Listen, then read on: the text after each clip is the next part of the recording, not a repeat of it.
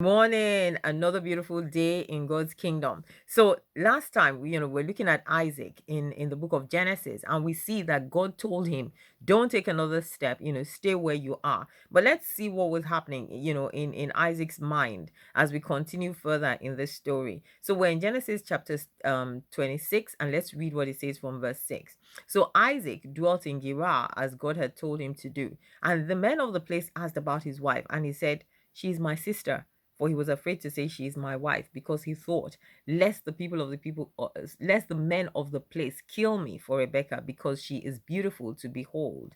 And now it came to pass, when he had been there for a long time, that Abimelech, king of the Philistines, looked through a window and saw, and there was Isaac showing endearment to Rebekah his wife. And then Abimelech called Isaac and said, "Quite obviously she is your wife, so how could you say she is my sister?" Then Isaac said to him, "Because I said, lest I die on account of her." And Abimelech said, "Hey, but that was wrong, because you'd have made us sin, if any of our men had taken her thinking, she was single, but we didn't know that she was your wife."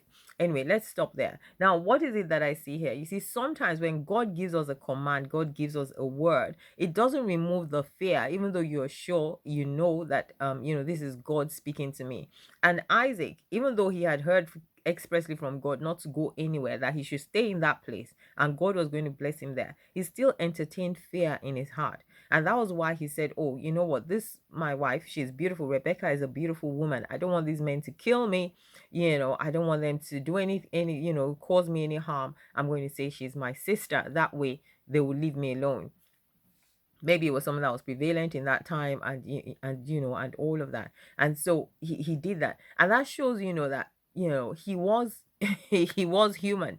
And sometimes when God tells us something, even though we're so clear and we're so sure about what God has said, and we know that God is with us, sometimes that little voice of fear comes in, that little trepidation is there, that fear that thinks, okay, well, yeah, God has said it, but how is it going to happen? Or God has said it, but then what am I, how am I going to navigate this terrain that I don't know anything about, or whatever, and he did that. So listen, just like with Isaac, say, God, if God has given you a word, hold on to that word and be confident. Hold on to that word and don't allow fear to come and take hold. Hold on to that word and don't allow fear to rob you of the blessings, the blessings of knowing that you are in God's will, and being confident that you are in God's will, and that was sure, because hey, if God had told him, "I'm going to bless you, I'm going to bless your descendants after you," then it means that there's no way he was going to die, isn't it? There was no way he was going to die before his time, because Rebecca would have to have the children